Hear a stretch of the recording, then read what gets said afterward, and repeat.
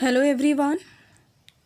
We were on chapter number 2, forms of business organization. I already taught you two topics of this chapter, that is sole proprietorship and Hindu undivided family business. Now today I am going to teach you the next topic, that is partnership.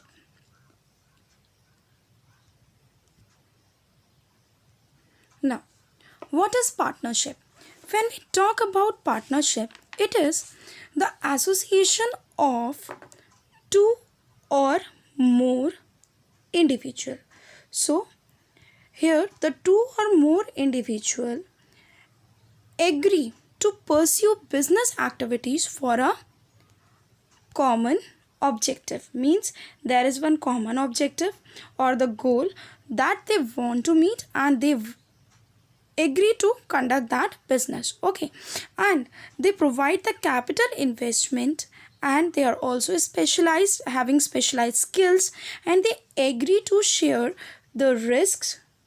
They agree to share the risks and profit as well. So they are called as a partners. So those who conduct the partnership is called as a partners. And when we talk about the partnership may be defined as the relation between the person who agrees to share the profits of a business carried on by all, or any one of them acting for all.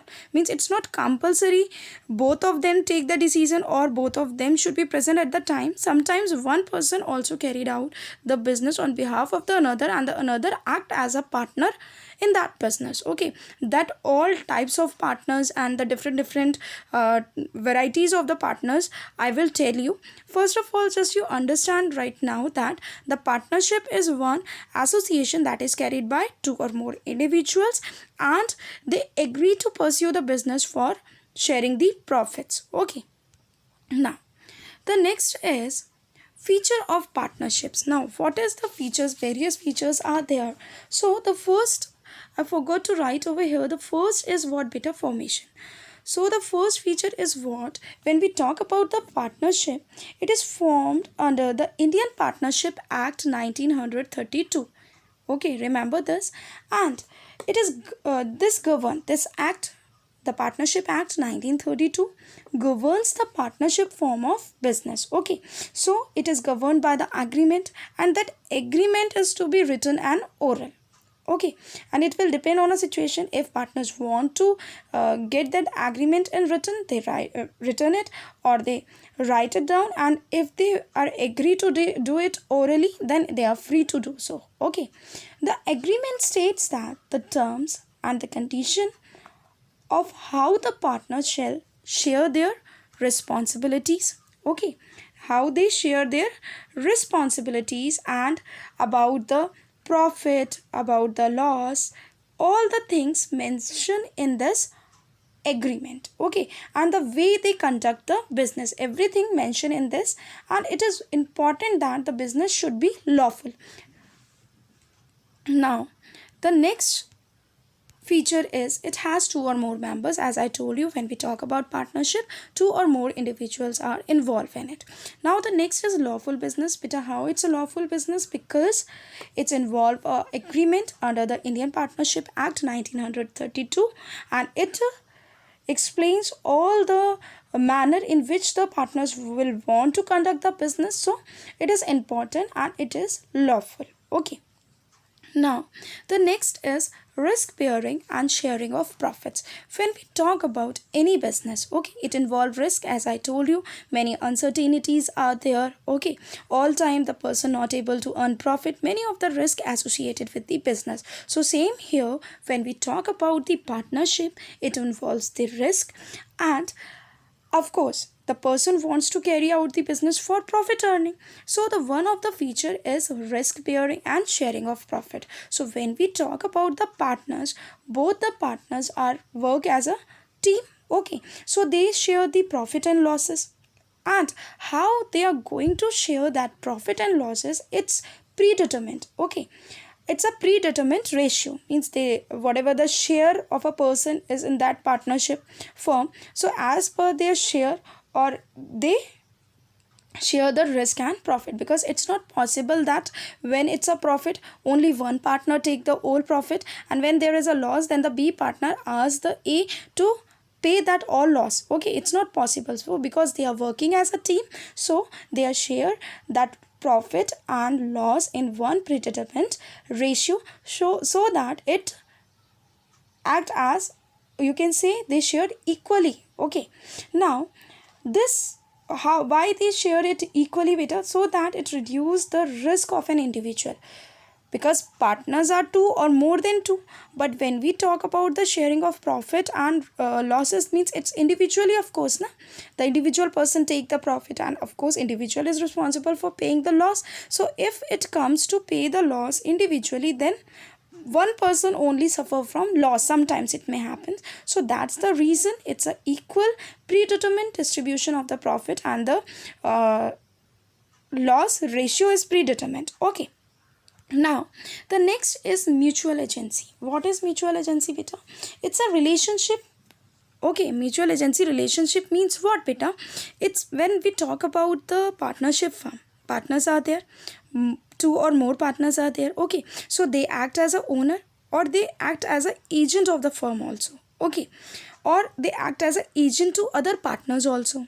Okay, so it's the responsibilities in the partnership that either one partner take the decision on behalf of all, or they all take the decisions and conduct the business jointly.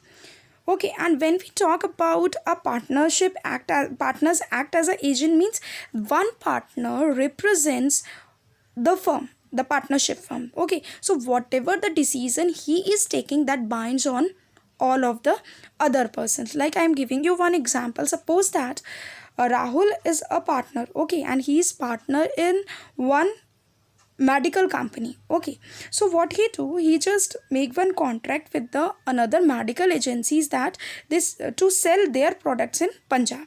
Okay, so all the partner, when he enter into the contract, then the other, all other partners are bound by the agreement that entered by the Atul, and as a result they are entered by the Rahul, sorry, and as a result it cannot sell their product to any other buyer in Punjab. Means they bounded, they are only sell that product to one seller in Punjab. Okay, now the next is unlimited liability. What is unlimited liability? The partners of a firm have a unlimited liability. Why, Victor? All partners are joint, means they are agree to pursue the business. Okay, and jointly each partner contributed towards the business liabilities. Okay, so whatever the liabilities are there, they are jointly paying it. Okay, now the next is what, beta? The proportion is decided. However, if a required, you can say the partners are there, they may individually have to pay for the business liability more than the others. Okay, why? Because sometimes it's a, of course it's according to the share, so it's a unlimited liability. Okay, it means that the partners are collectively liable to pay the debts of the firm, okay, at the time of loss. And if the firm doesn't have the assets, or the assets are not sufficient to pay back whatever the debts are there, then the creditors can claim over their personal properties. Okay, so that is the unlimited liability. 2-3 points are there in the book, beta. I forgot to write over here. The next is what, beta? Decision making. What is that? Is the decision making. When we talk about the decision making, okay, partners with mutual consent, as I told you, they are mutually concerning with one another, so they take all the related decision of the running business. Okay, and they share the responsibility of decision making and controlling also. Means whatever the day-to-day activities are there, many of the activities are there, like the purchasing, marketing, if it's a production firm or any of the another firm, then what they do, they take the day-to-day business activities decisions, and the business is managed with the effort of all partners, and they take decision effectively and efficiently for controlling and running the business. Okay, now the next another point is continuity. What is continuity, beta? Continuity is what? when we talk about the partnership, it depends upon the terms agreed upon by the different partners, okay, at the time of formation. So if sometimes it may happen that the death or retirement of a partner, okay, so the death, retirement, insolvency, okay, or of any of the partner brings an end to the partnership business, okay. And if remaining partner wants to continue it, then they are do so, okay, means they just enter into the new agreement. Means if desired partners, if the remaining partners are there and if they desire, having a desire to continue it, so they what they do, they just continue under the new agreement. Now the last is the number of partners. As I told you, two, it has two or more members of partners, okay. And in your book it is written beta, just see it, that as per the section 464 of Companies Act 2013, 100 subject to the number of prescribed by the government, means 100, okay. And at the present, as per the rule 10 of the Companies Act 2014, the maximum number of prescribed partners by the government is 50. Please learn it. By the 2000 Companies Act 2013, it's 100, and then after that it revised, and then the maximum number of prescribed by the government is 50, okay. So this is all about the partnership and the features of partnership. In next video I just explain you the merits and demerits, okay, the advantages and disadvantages of the partnership business.